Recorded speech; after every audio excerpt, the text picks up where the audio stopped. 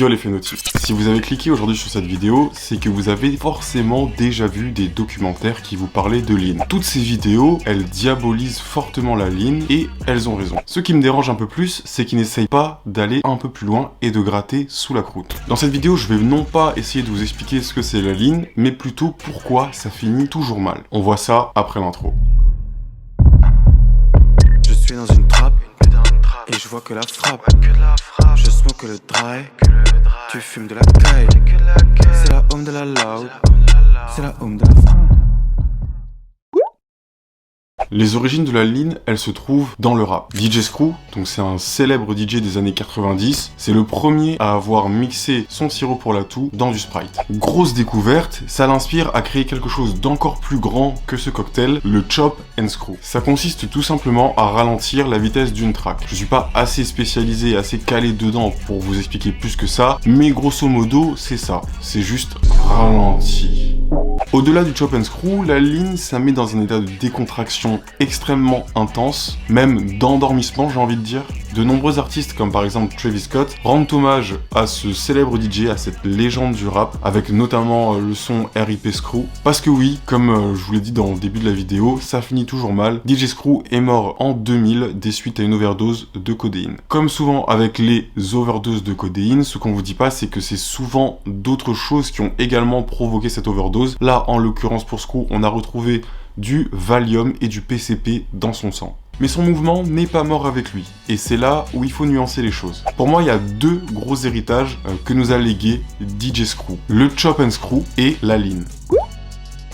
Le premier est purement musical, ces mix ralentis ont inspiré des masterclass comme par exemple Purple Swag d'A$AP Rocky ou encore le lofi, la funk, tous ces styles qui reprennent des tracks rap et les mix avec d'autres sonorités. Pour moi, ça c'est clairement un héritage de DJ Screw. Fallait aussi que j'en place une pour la 36 Mafia, donc ce groupe légendaire de Memphis et s'inscrit totalement dans la lignée de DJ Screw avec des sons comme I Gotta Stay Fly ou encore Sippin' Up Some Scissor qui sont encore aujourd'hui remixés à d'innombrables sauces par tous les aficionados de lofi ou de funk. Et l'autre héritage de DJ Screw, c'est la lean, et c'est devenu peu à peu une malédiction, j'ai envie de dire, pour les rappeurs qui en abusent. Il y a vraiment peu de chance pour toi que ça se finisse bien. Même si, une nouvelle fois, la lean a inspiré des masterclass comme Codeine Crazy de Future, Single de Lil Wayne ou encore Truth from a Balcony de Mac Miller, il y a forcément un revers de la médaille. Et j'ai pas choisi ces trois artistes par hasard, on va en parler un peu plus en détail. Future, il a blow up en utilisant la lean presque comme un argument marketing, à tel point que le jour où il a compris que sa santé allait être en danger s'il continuait, il a eu peur de dire à ses fans qu'il avait arrêté de consommer de la lean. Il redoutait très fortement leur réaction et de ne plus être assez légitime à leurs yeux. De toute façon, j'ai envie de dire, le prime de Future était plus ou moins au moment où cette histoire est sortie, même si aujourd'hui Future ça reste un personnage important dans le milieu du rap, c'est indéniable, mais pour moi son prime était à peu près, ouais c'est ça, autour de 2017-2018. Lil Wayne aussi, c'est un des pionniers dans la lean, ça fait des années et des années qu'on annonce sa mort, mais je suis content de vous dire qu'il est toujours là. J'ai regardé une interview d'ailleurs où il expliquait un peu ses déboires avec la lean, et l'interview datait d'à peu près de 2017 je crois, ou je sais pas si c'est quand ça a été publié sur YouTube, bref, il avait dit qu'il avait arrêté. Et j'avais vu encore une interview de lui, parce que oui, moi j'étais extrêmement fan de Lil Wayne, j'avais vu d'autres interviews de lui à l'époque où il avait expliqué que si il était aujourd'hui addict à la lean, c'est pas parce qu'il avait trouvé ça cool ou quoi, c'est parce que il était malade, on lui a prescrit ça et finalement il s'est retrouvé avec une addiction. Et le dernier, Mac Miller, comme vous vous en doutez, ça a moins bien fini que les autres. Ça faisait plusieurs années qu'il était en dépression, il se battait, mais finalement c'est la drogue qui l'a emporté. Encore une fois, les gens aiment bien simplifier les choses en disant qu'il est mort d'une overdose de lean, mais ce n'est pas le cas, on a retrouvé d'autres substances dans son corps, comme par exemple du fentanyl. Donc quand on est à mixer plusieurs choses comme ça, effectivement, je pense que tu ne cherches qu'une seule chose, c'est nous quitter. R.E.P. Mac Miller. Et pour finir plus ou moins avec le rap US, j'avais envie de vous parler d'un dernier cas qui m'a fait réagir, c'est Justin Bieber. C'était à peu près en 2014, il s'était affiché, je sais plus où, si c'était sur Insta ou quoi, mais en tout cas il avait une bouteille d'Actavis à la main. Donc suite à ça, l'entreprise qui fabrique le sirop, ils ont annoncé qu'ils arrêtaient de commercialiser celui-là. Je trouve ça incroyable, pendant des années ça se la bute, et là vu que c'est Justin Bieber, que il s'adresse à un public jeune et de surcroît un public blanc, là ça s'inquiète et ça stoppe carrément la fabrication du médicament. C'est un délire.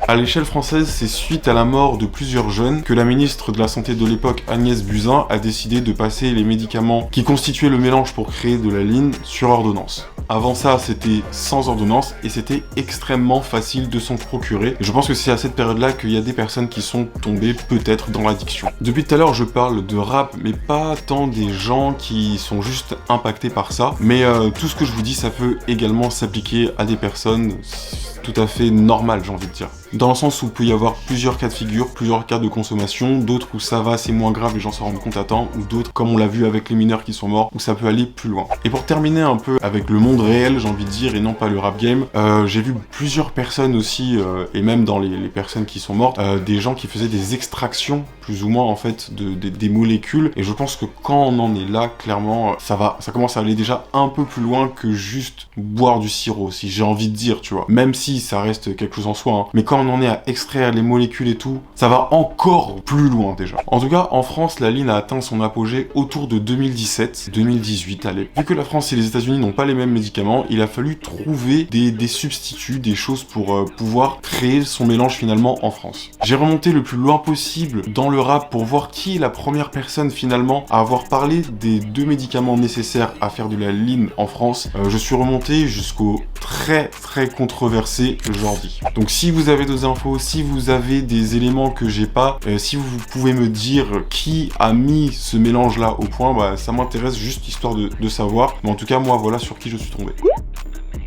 Et justement, pour vous parler un peu des artistes et la ligne en France, je pense que le cas le plus représentatif, c'est Freeze Corleone. C'est devenu sa marque de fabrique, il est même à la base d'un mot, c'est le mot lin. Donc vous savez qu'il aime bien franciser certains mots, donc là ça a été le cas avec Lean, c'est devenu lin. Et ce qui est super intéressant avec lui, c'est que quand il parle de Lean, il y a vraiment 2 aspects qui ressortent. Le premier aspect, c'est celui de la recherche du high, de l'ivresse, si je peux dire de façon un peu plus poétique. Et le deuxième aspect, c'est fuck le lin, parce qu'il est conscient que finalement ça tue. Il y a un peu ces 2 aspects là qui se battent et je pense que toutes les personnes qui consomment de la ligne devraient, si elles ne sont pas déjà au courant, certes c'est une manière de s'évader comme n'importe quelle autre drogue, comme l'alcool, comme ce que vous voulez, mais derrière ça il y a également des risques qui sont encore plus élevés, j'ai envie de dire, que l'alcool. Parce que là où l'alcool, le goût va pas être super bon, tu vois, tu bois une vodka, bon c'est amer, tout ça c'est pas bon, tu vois, mais quand tu bois du sirop mélangé à des sodas, bah forcément c'est hyper agréable. Il y a rien qui te dit vas-y c'est pas bon, parce qu'au pire des cas ce qui va se passer c'est que tu vas t'endormir. Donc tu te dis que c'est rien, tu banalises la chose et ça devient quelque chose finalement de banal quoi. Je me souviens personnellement quand j'étais au lycée, je connaissais déjà la ligne, tout ça parce que j'étais un gros fan de Lil Wayne comme vous le savez peut-être. C'est à dire que le drink, le purple syrup, tout ce que vous voulez, genre moi je connaissais déjà. Et ce que je faisais, vu que pour moi c'était un truc qui était uniquement trouvable aux États-Unis, c'était un truc d'américain, c'était pas possible de pouvoir trouver ça. Déjà moi j'étais en Afrique, alors j'étais vraiment loin de me douter que un jour, enfin ça serait aussi banalisé que ça l'est aujourd'hui. Donc ce que je faisais c'est que je buvais de la vodka, voilà, avec du Sprite, et de la grenadine et des bonbons. Et pour moi j'étais là, j'avais mon drink, tu vois. Et ouais. Maintenant, 6 mois, avec l'expérience que j'ai aujourd'hui, je peux vous donner un conseil, les gars, c'est ne commencez pas. En vrai, ça sert à rien. On peut largement s'en passer. Et ne prenez pas les rappeurs pour exemple, quoi. Ne prenez même pas les influenceurs, les personnes qui ont de l'influence pour exemple. C'est vraiment pas les bonnes personnes. On n'est plus à l'époque des Kerry James, des Youssoupha, des grands frères qui disaient ce qui était bien ou pas dans la vie, tout ça. On est dans du divertissement pur et dur aujourd'hui. Ne me prenez même pas moi pour exemple. Ouais, l'équipe. Bon, pendant toute la vidéo, en fait, je vous ai pas parlé de quelqu'un. Ce quelqu'un, c'est Fredo Santana. Et en fait, après sa mort, il y a eu plusieurs rappeurs qui ont fait le challenge, qui ont essayé d'arrêter la ligne. Et plusieurs ont montré sur Instagram comment ils versent leur pinte au sol. Fredo Santana, c'est vraiment un ancien de la ligne. Et je pense que sa mort a choqué pas mal de personnes, même si ça faisait longtemps qu'il était malade et qu'il se battait contre la maladie. Mais je pense que sa mort a vraiment fait réaliser à plusieurs rappeurs que c'était vraiment dangereux et que s'ils ne faisaient rien et qu'ils continuaient une consommation aussi excessive, ils mettaient leur vie en danger. Après, dans cette vidéo, j'ai envie de finir avec quand même une note positive. Il existe des alternatives. Il y a des choses très bien qui sont faites aujourd'hui. Et ce que je vous propose, c'est de voir la fin de la première vidéo que j'avais tournée. Parce que oui, j'ai recommencé cette vidéo 50 fois. J'étais pas satisfait de moi. J'avais fait une vidéo sans texte. Là, j'ai refait avec un texte, histoire que ça soit plus carré. Et j'espère que c'est le cas. Mais je vous propose quand même de voir la dernière partie de l'autre vidéo qui était assez cool et qui vous proposait une alternative qui est vraiment ultra clean à la ligne.